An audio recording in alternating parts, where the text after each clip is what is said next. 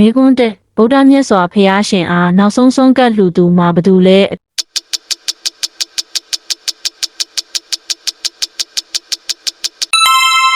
ဖြေမှန်ဆုံးနာ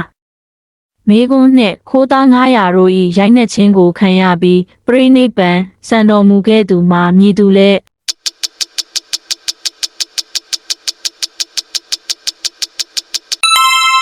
အဖြေမှန်ရှင်မောကလန်မေကွန်း3ဗုဒ္ဓမြတ်စွာဘုရားရှင်သည်အဘိဓမ္မာတရားတော်ကိုမြည်သည့်ပြည်တွင်ဟောခဲ့သည်လေ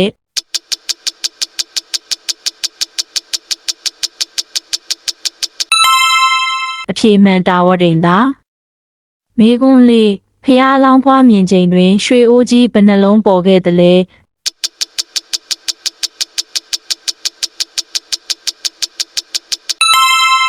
အဖြေမှန်4လုံး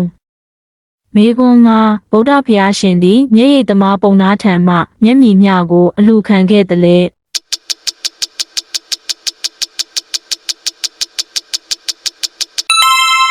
အဖြေမှန်8စုပ်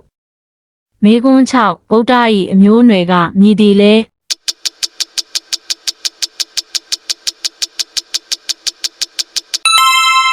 အဖြေမှန်တာကီဝင်း